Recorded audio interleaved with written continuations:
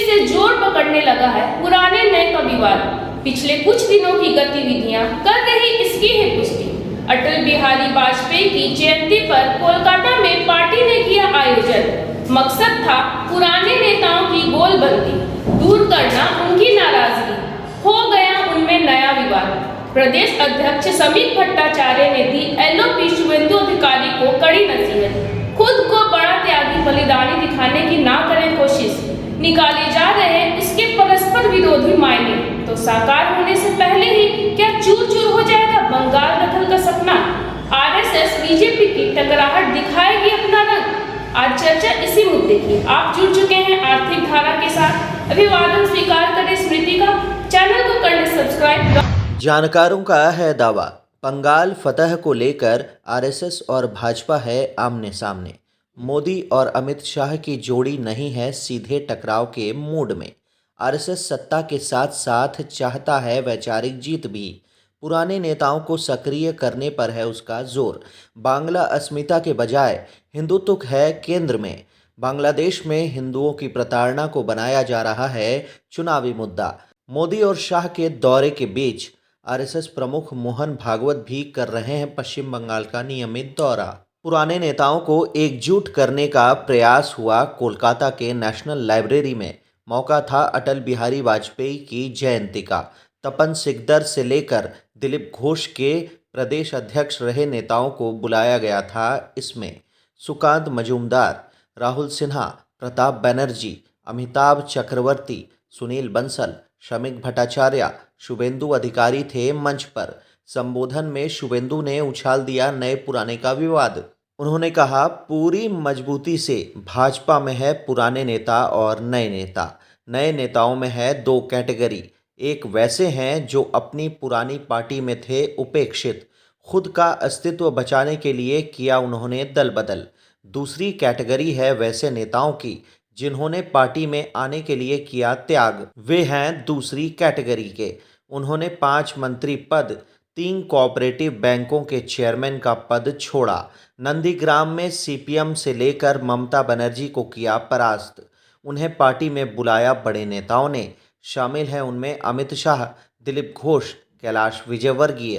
Bharatiya Janata party অন্য দল থেকে অনেকে এসেছেন। এই আসার ক্ষেত্রে তিনটি কারণ মূলত আমার ব্যক্তিগত পর্যালোচনা। প্রথম কারণ হচ্ছে এক দলের নির্বাচনের সময় আসা, ভোটে লড়া, নির্বাচনে জেতা, নির্বাচনে জিতে পালানো অথবা হেরে আবার ব্যাক টু দি বেরিয়ে আগে যাওয়া। আরেক দলের উদ্দেশ্য, আরেক গ্রুপের উদ্দেশ্য থাকে যখন অন্য দল তার কাছ থেকে সব কেড়ে নেয়, তার রাজনীতি করার সুযোগ থাকে না, তখন সে অন্য দলের কাছে আশ্রয় চায়। অন্য দল তাকে মেম্বারশিপ দেয়, তার যোগ্যতা অনুযায়ী কাজে লাগে। আরেকটা গ্রুপের মধ্যে থাকে নিজে দল ছাড়ে, সব পথ ছেড়ে দল ছাড়ে, কোনো কিছু না পাওয়ার উদ্দেশ্য না নিয়ে রাজনৈতিক দলের পরিবর্তন ঘটে। আমি মনে করি আমি সেই তৃতীয় গ্রুপে পড়ি। 5টা দপ্তর ছেড়ে, 3টে বড় ব্যাংকের চেয়ারম্যান ছেড়ে আমি ভারতীয় জনতা পার্টিতে এসেছি। ভারতীয় জনতা পার্টিকে আমাকে আমন্ত্রণ করেছেন, যশস্বী নেতা অমিত শাহকে আমন্ত্রণ করেছেন এবং অনেকেই পালিয়েছে। শুভেন্দু অধিকারী পালানোর লোক নয়। 11 সালের আগে আমার লক্ষ্য ছিল সিপিএম জাত। আমি সেই লক্ষ্য পূরণ করতে পেরেছি নন্দীগ্রামের সেই শহীদ পরিবারকে নিয়ে। আজকের আমার কমিটমেন্ট, পার্টি যদি বলে যে তুমি লড়বে না, শুধু প্রচার করো, সেটা করতেও আমি রাজি আছি। সময় যাক, মমতা যাক, আর বিজেপি 20-25 যত রাজ্যে জিতুক না কেন, বাঙালির তৈরি করা ডক্টর শ্যামাপ্রসাদ মুখার্জির বাংলা যদি না যেতে, বিজেপির নেতৃত্ব সম্পূর্ণ হতে পারে না, পারে না, পারে না। তাই বাংলা আমাদের জেতাতে হবে, বাংলা আমাদের জেতাতে হবে। একসঙ্গে মিলে আমরা, বিজেপি মানে নট আমি, বিজেপি মানে আমরা, আমরা, আমরা, আমরা। সবাই ভালো থাকবেন। নমস্কার। दरअसल शुभेंदु ने पुराने नेताओं को बताई उनकी औकात। क्योंकि आरएसएस नेतृत्व नहीं चाहता शुभेंदु अधिकारी को पेश किया जाए चुनाव में सीएम फेस बनाकर। इससे होगा वैचारिक संकट। शुभेंदु को नसीहत दी शमीक भट्टाचार्य ने मंच से ही। इस तरह की बात दोबारा नहीं करेंगे शुभेंदु पार्टी के मंचों से। রাজ্যের বিরোধী দলনেতা যিনি কুচবিহার থেকে কাকদ্বীপ পর্যন্ত তৃণমূলের এই আগ্রাসনী রাজনীতির বিরুদ্ধে চোখে চোখ রেখে লড়াই করেছেন এবং আমার আগে তার বক্তৃতায় তিনি বলেছেন তিনি দপ্তর ছেড়ে এসেছেন, তিনি আমন্ত্রণে এসেছেন, এগুলো সবই অতীত। আমি আমার অনুজ প্রতিমের কাছে আহ্বান করব বা আবেদন করব যে ভবিষ্যতের কোনো মিটিংয়ে তিনি এটা বলবেন না, কারণ তিনি বিজেপিতে সম্পৃক্ত হয়ে গেছেন। इसके निकाले जा रहे दो परस्पर विरोधी मायने।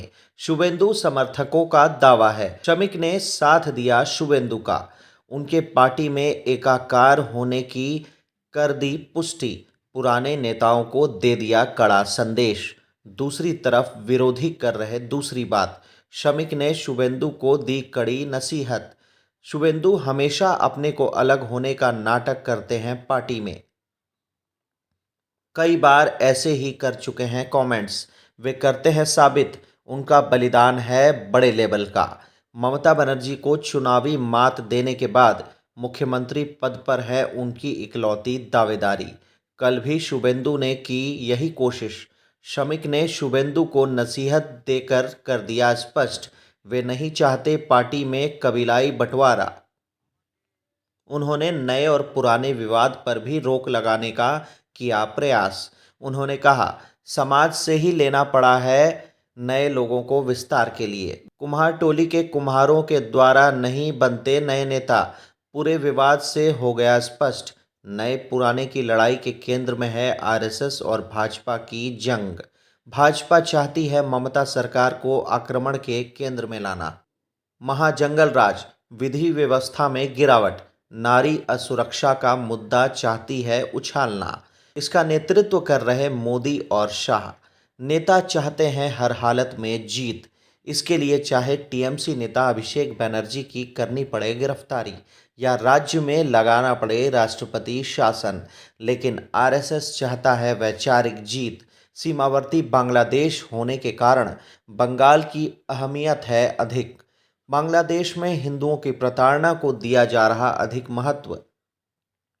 आरएसएस बांग्ला अस्मिता के बजाय हिंदुत्व पर दे रहा है जोर, भले ही इंतजार करना पड़े 5 और साल। भाजपा नेता कार्यकर्ताओं के बीच मचा है यही द्वंद्व। पावर स्ट्रगल अंदरूनी कलह नुकसानदायक है भाजपा के लिए, सीधा लाभ मिल रहा है टीएमसी को। पार्टी का ढांचा नहीं हो पा रहा मजबूत, मामले को और बिगाड़ा है केंद्रीय नेताओं रणनीतिकारों पर निर्भरता। वे नहीं समझ पा रहे बंगाल की विशिष्टता। तो आज भाजपा के इस जंग का क्या होगा परिणाम, करना होगा इसके लिए समय का इंतजार। इस वीडियो में इतना ही। बने रहे हर अपडेट के लिए आर्थिक धारा के साथ, क्योंकि हम जुड़े हैं अपनी माटी अपनी थाती से।